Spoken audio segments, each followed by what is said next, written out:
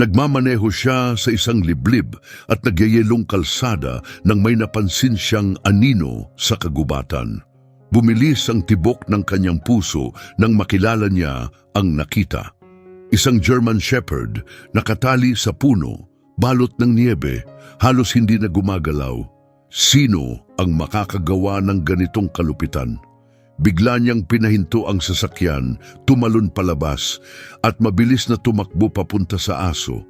Sinubukan niyang kalagin ang tali, ngunit matigas itong nagyelo at humihiwa na sa balat ng aso.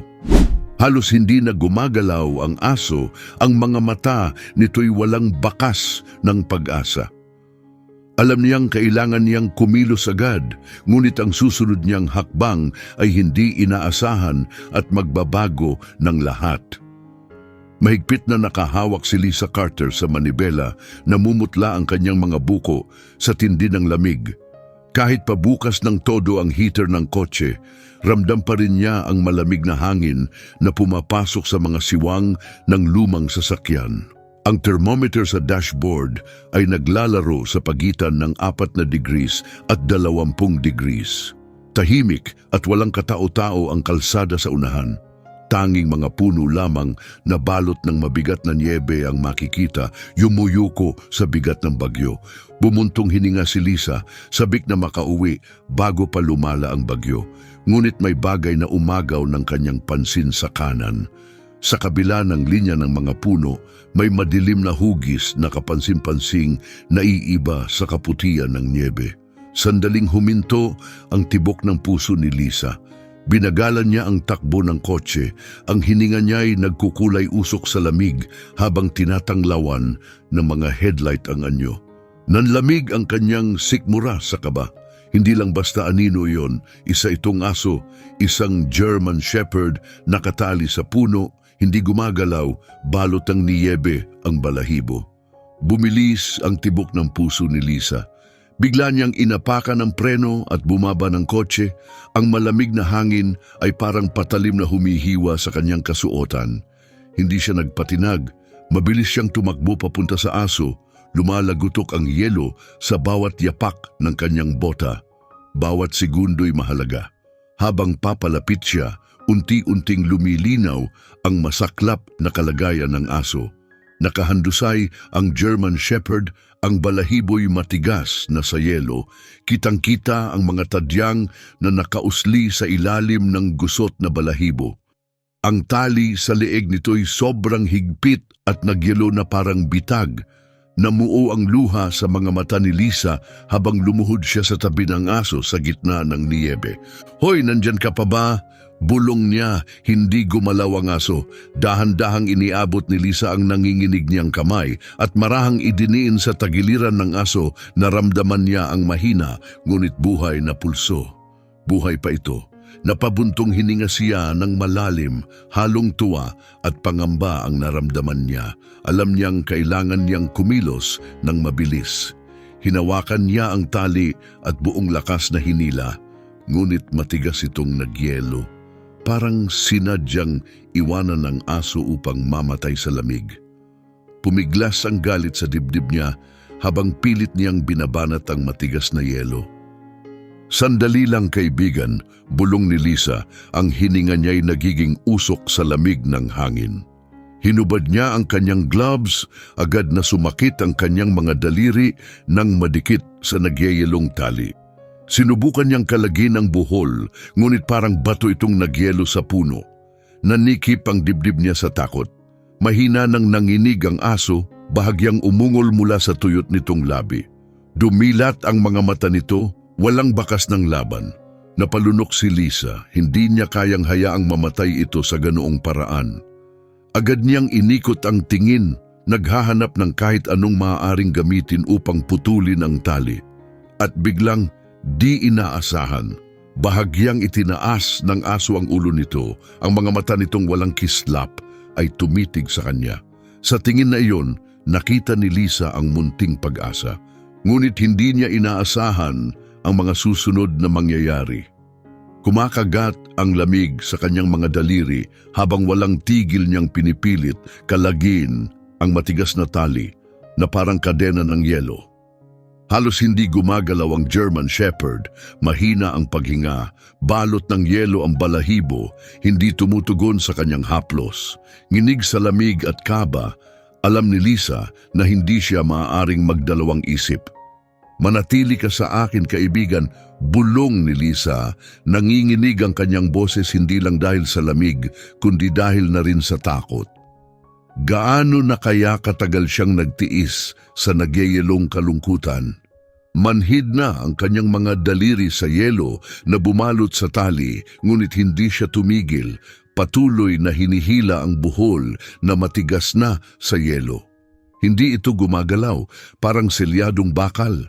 Kailangan niya ng matalim na bagay, kaya't mabilis niyang sinuri ang paligid. Mga sanga at tipak ng yelo lang ang naroon, walang magagamit. Bigla, napansin niya ang kanyang susi ng kotse. Hindi ito ang perpektong gamit, pero ito na lang ang meron siya. Agad niyang hinugot ang susi mula sa bulsa at isinaksak ang matalim na dulo sa nagyayelong buhol.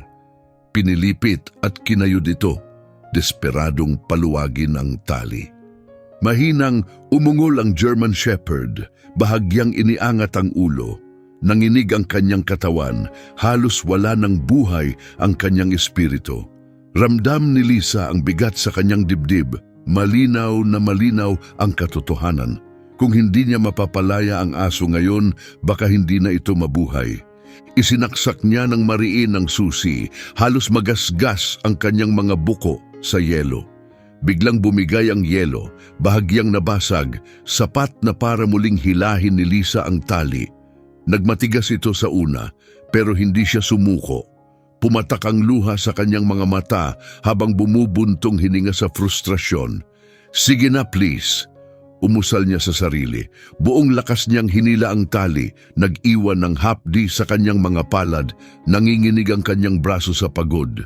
Sa wakas, may malakas na tunog ng pagkalas. Lumuwag ang buhol at nahulog ang tali mula sa liig ng aso. Parang kalawanging kadena na nawasak. Halos hindi pa nakakagalaw si Lisa nang biglang bumagsak ang German Shepherd sa niyebe. Tumigil ang tibok ng kanyang puso sa takot. Hindi kumikilos ang aso, nakalugmok ang katawan, halos hindi na humihinga. Wag naman, sige na kaibigan. Sigaw niya, mabilis na hinubad ang kanyang coat at ipinantakip sa payat na katawan ng aso. Yelong-yelo ang balahibo nito, unti-unting nawawala ang buhay.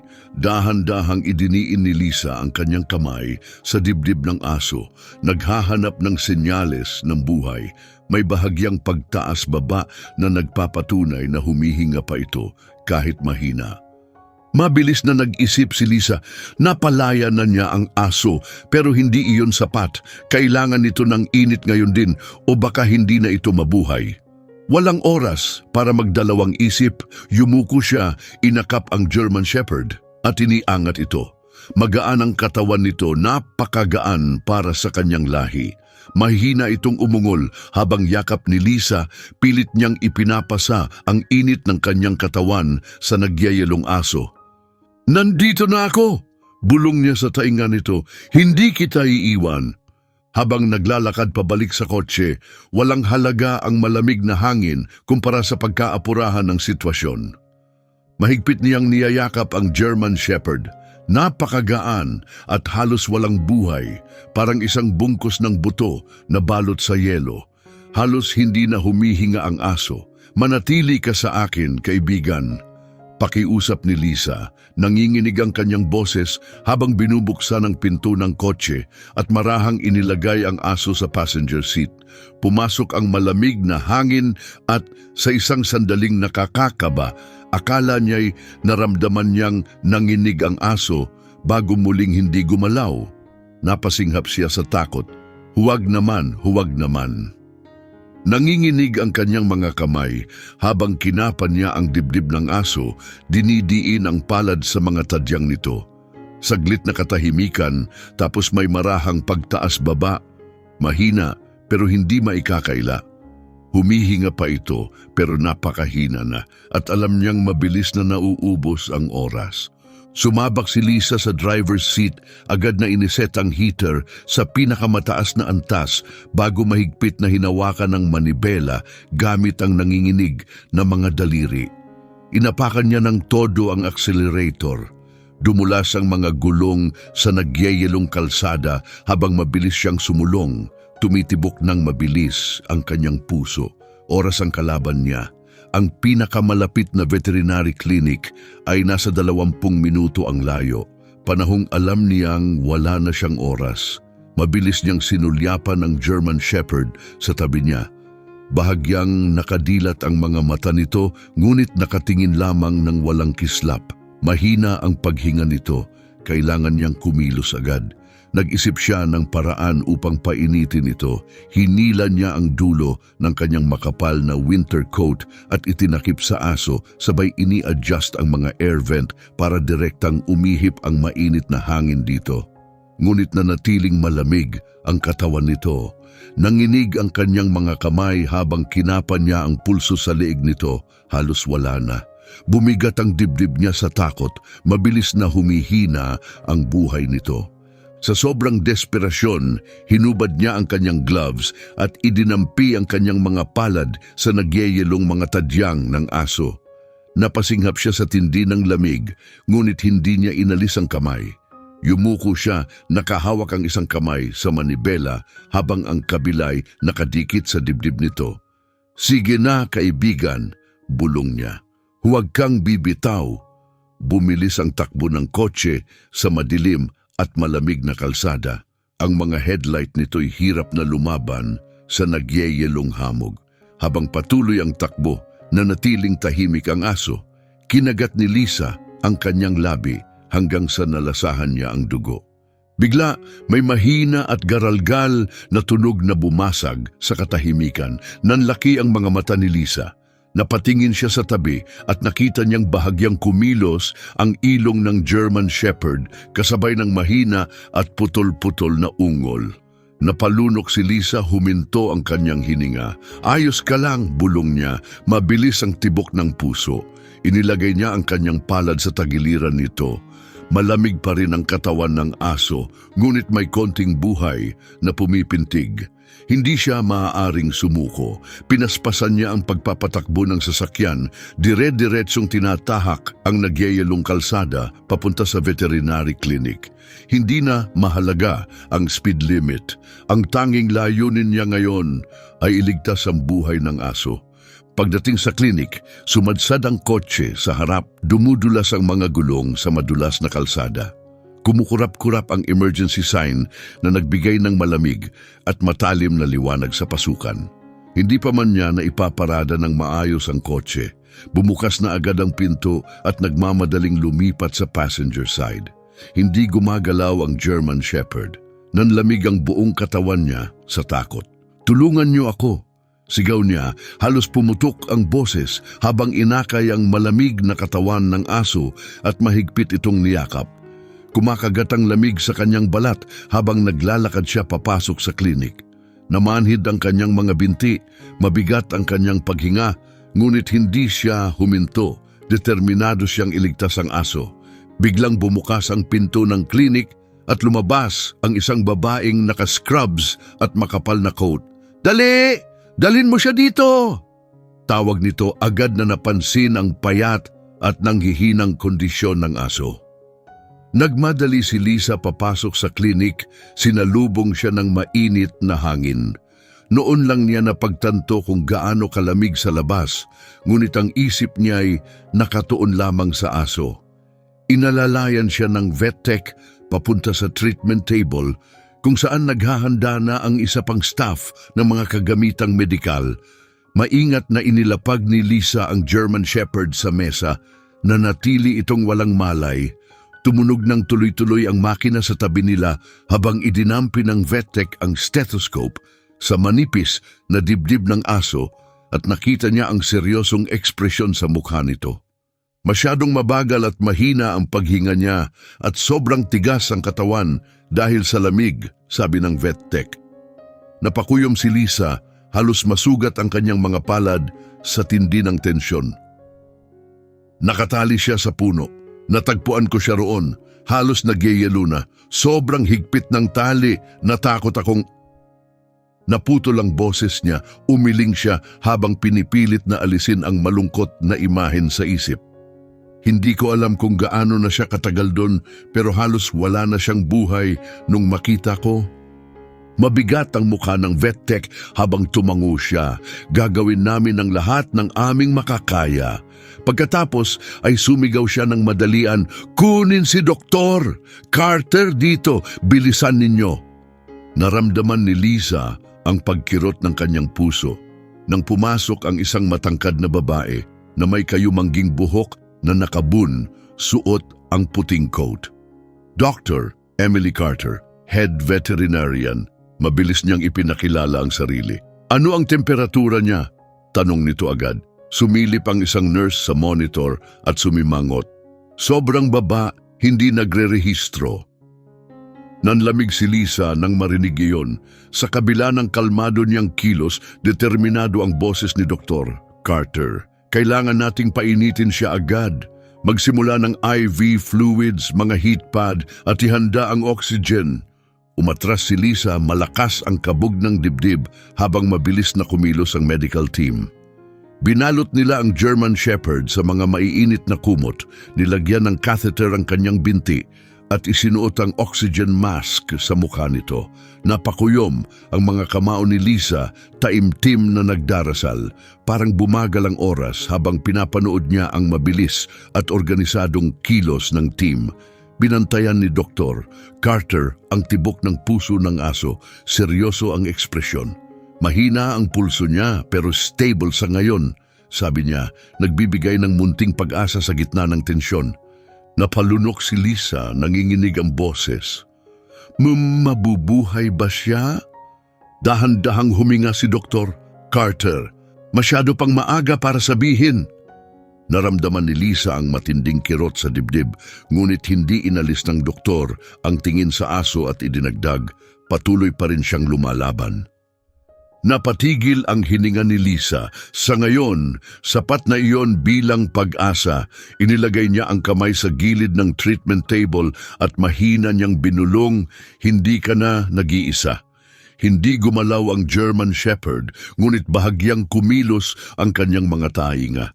Makalipas ang ilang sandali, nakaupo si Lisa sa madilim na waiting room, mahigpit na nakayakap sa kanyang mga kamay hanggang namutla ang mga buko. Parang bumagal ang oras habang naririnig niya ang bawat tiktak ng orasan, ang bawat segundo'y parang walang hanggan. Nagawa na niya ang lahat ng kaya niyang gawin. Ngayon, ang buhay ng aso ay nakasalalay na sa kapalaran. Sa loob ng treatment room, nakabalot ang German Shepherd sa mga mainit na kumot, tuloy-tuloy na dumadaloy ang maligamgam na likido sa IV papunta sa kanyang mahina at payat na katawan. Halos hindi napansin ni Lisa na basa ang kanyang coat at gloves dahil sa niebe o na nangingirot ang kanyang mga daliri sa lamig. Ang buong atensyon niya'y nakatuon sa kung malalampasan ba ng aso ang pagsubok na ito. Biglang bumukas ang pinto. Napatayo si Lisa nang mabilis. Lumabas si Doktor. Carter, medyo gusot ang puting coat, hindi mabasa ang ekspresyon sa kanyang mukha. Huminto ang hininga ni Lisa sa pananabik. Siya ba? Buhay pa siya?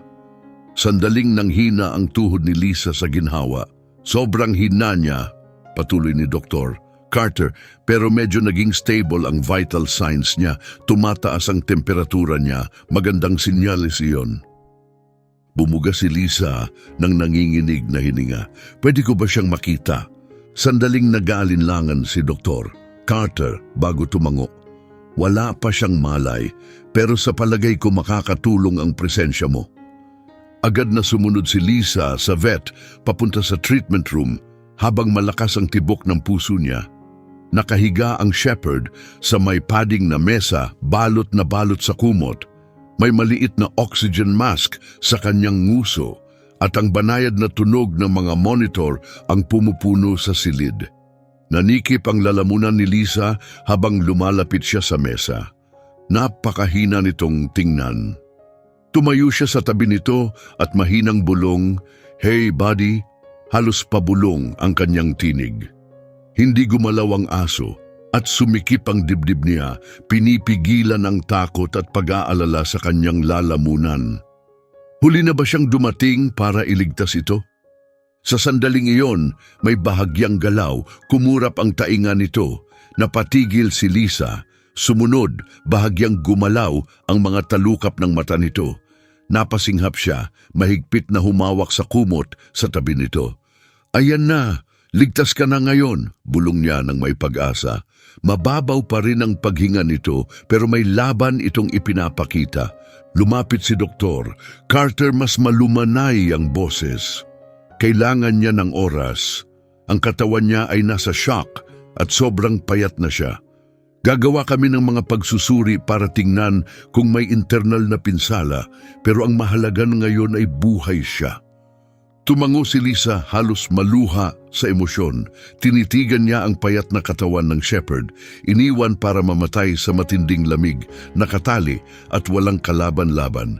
Hinaplos niya ang gusot na balahibo nito habang tumitibay ang kanyang pasya. Kailangan niyang malaman kung sino ang may kasalanan. Biglang nagsalita ulit si Doktor. "Carter, sinuri namin kung may microchip siya." Napatingin si Lisa at nagpatuloy ang vet, meron siyang microchip. Napatigil ang hininga ni Lisa nang magtagpo ang kanilang mga mata. Ang may-ari niya ay taga rito lang. Nagsimulang lumamig ang pakiramdam ni Lisa sa kanyang sikmura. Ibig sabihin isa itong tao sa paligid nila, may pananagutan sa ginawa nila. Kailangan niyang malaman kung sino sila. Umiikot ang isip ni Lisa habang nakatitig siya kay Doktor. Carter. Ang pagkakaroon ng microchip ay nagpapatunay na ang aso ay hindi basta-bastang naligaw. May nagmamay-ari sa kanya. Isang taong walang awang iniwan siyang mamatay. Mahigpit na nagkuyom ang kanyang mga kamao. Sino ang may-ari niya? Sandaling tumigil si Doktor. Carter, ang mga matay bumaling sa walang malay na shepherd na balot sa mga kumot. May batas na nagbabawal sa akin na ibunyag ang personal na impormasyon ng walang tamang proseso. Maingat niyang paliwanag. Pero ang masasabi ko lang, ang may-ari niya ay taga rito sa bayan. Sumiklab ang galit kay Lisa, humalo sa kanyang pagod. Nilunok niya ang namumuong bukol sa kanyang lalamunan. Nag-file ba sila ng report na nawawala ang aso? Huminga ng malalim si Dr. Carter. Wala, hindi sila nag-report. Napalundag ang puso ni Lisa. Walang report? Kahit poster man lang na nawawala, ibig sabihin wala talaga silang balak na hanapin siya. Bumaba ang boses niya sa bulong, "Alam mo ba ang pangalan?" May mabigat na ekspresyon sa mukha. Dahan-dahang tumango si Dr. Carter. "Oo, alam ko." Pinalakas ni Lisa ang loob niya, naghihintay. Nang sa wakas mabanggit ang pangalan, bumalot ang lamig sa buong katawan niya. Agad niya itong nakilala. Saglit bago niya tuluyang maintindihan, pero ang katotohanan ay masakit. Hindi, bulong niya, hindi maaaring siya iyon. Naging seryoso ang mukha ni Dr. Carter. Siniguro kong tama ang impormasyon. Nalusaw ang sikmura ni Lisa. Hindi lang niya kilala ang pangalan, kilala niya ang tao. Isa siyang kilalang negosyante sa komunidad. Pinagkakatiwalaan ng marami, pero siya pala ang nag-abandona sa aso para mamatay. Nanginginig ang mga daliri niya habang tinitingnan ng shepherd. Mahina itong humihinga sa ilalim ng mga kumot. Paano nagawa ito ng kahit sino sa kanya? Pinipigilan niya ang namumuong luha sa kanyang lalamunan. Ano ang gagawin natin ngayon? Nakapulupot ang mga braso ni Dr. Carter. Sa batas, kailangan naming ipaalam sa rehistradong may-ari bago namin pwedeng ipaampon ang aso. Bumilis ang tibok ng puso ni Lisa. Kailangan natin siyang kontakin. Sandaling tumigil si Dr. Carter, iniisip ang sasabihin. Kung hindi natin siya kontakin at bigla niyang angkinin ang aso, maaaring magdulot ito ng legal na komplikasyon. Pero sa sitwasyong ito, malamang hindi na niya gugustuhin kunin ang aso. Huminga ng malalim si Lisa, magulo ang isip. Sigurado siyang hindi lang simpleng kapabayaan ito. May mas malalim pang dahilan. Muling tumingin siya sa shepherd, mahina ang paghinga at napakapayat, at nagpasya na hindi niya hahayaang bumalik ito sa isang taong walang awang nag-iwan dito para mamatay, nakatali sa puno. Hindi sa isang taong basta na lang siyang itinapon. Tumigas ang kanyang loob. Ampunin ko siya. Nabigla si Dr. Carter. Lisa, sobrang lala ng kalagayan niya. Maaring hindi siya ganap na gumaling. Alam ko na mabilis na sagot ni Lisa, matatag ang boses. Pinagmasdan siya ni Dr. Carter bago lumambot ang ekspresyon nito. Tingnan muna natin kung ano ang mangyayari pagkatapos ng tawag, mungkahi niya. Pero kung hindi siya kukunin, iyon na ang aso. Mabilis ang tibok ng puso ni Lisa, pinaghalong kaba at determinasyon. Isang bagay ang sigurado siya. Walang sino man ang babalik para sa kanya at marahil mas mabuti na rin iyon. Matigas na nakaupo sa maliit na opisina ng klinika, mahigpit na nakuyom ang mga kamao, pinanood niya si Dr. Carter habang inaabot nito ang telepono. Bumagsak ang tensyon sa silid, tanging ang mahinang tunog ng heart monitor mula sa kabilang kwarto ang maririnig. Sa likod ng pintuang iyon, ang German Shepherd, ang aso niya, sa lahat ng aspeto na mahalaga ngayon, ay patuloy na lumalaban para mabuhay. Naghanda si Lisa na harapin ang boses ng taong muntik ng pumuksa sa kanya. Inilapit ni Dr. Carter ang telepono sa kanyang tainga. Nakikinig si Lisa habang tumunog ang telepono ng isang beses. Tapos pangalawa, bago sumagot ang isang tinig na may pagkarude, o malamig at walang ekspresyon si Dr. Carter. Hello, ito si Dr. Emily Carter mula sa Westfield Veterinary Clinic. May aso kami dito na nakarehistro sa pangalan mo. Biglang sumingit ang lalaki, padabog, anong aso? Nanginig si Lisa sa narinig. Walang alinlangan si Dr. Carter. Isang German Shepherd. Natagpuan siyang nakatali sa puno sa matinding lamig, halos mamatay. Ang microchip niya ay nakarehistro sa pangalan mo. Natahimik ang linya. Pinigilan ni Lisa ang paghinga. Pagkatapos, ang tawa ng lalaki ang pumunit sa katahimikan, malupit at nang-aasar.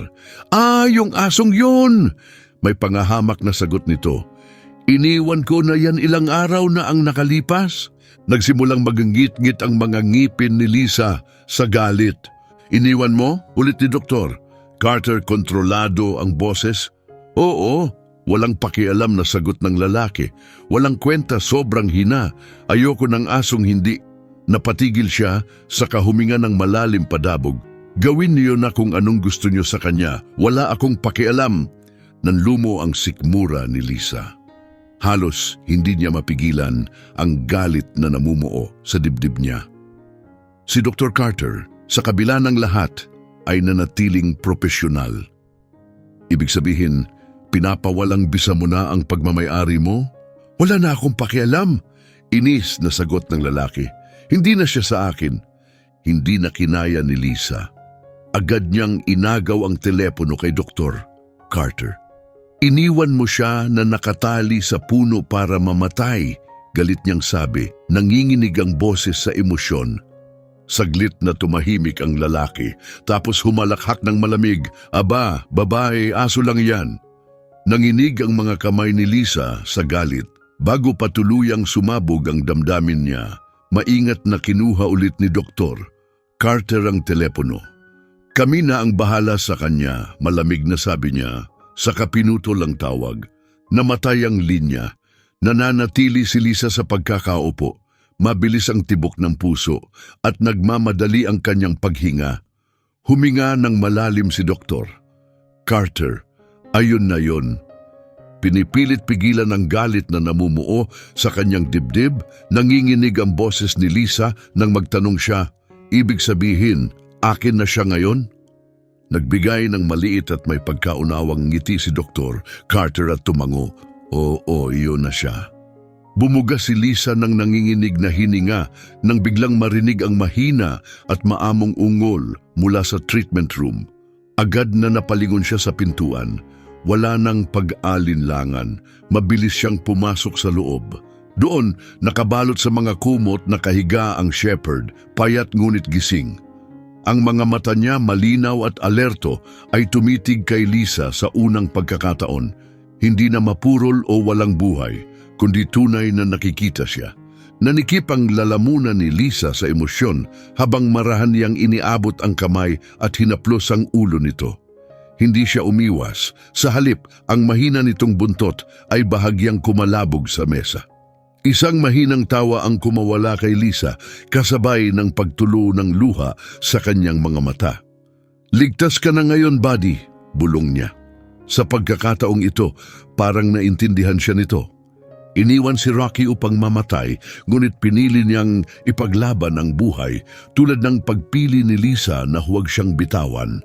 Ngayon, matapos ang lahat ng hirap na pinagdaanan niya, nabigyan siya ng panibagong pagkakataon sa buhay. Isang nakakatuwang tanong ang mapapaisip, ano ang susunod na mangyayari kay Rocky? Ibahagi ang inyong mga ideya sa comments. Kung naantig kayo sa kwento ni Rocky tungkol sa katatagan at pag-asa, huwag kalimutang i-like, mag-subscribe at i-share upang mas marami pang tao ang ma-inspire sa mga kwento ng pangalawang pagkakataon at bagong simula.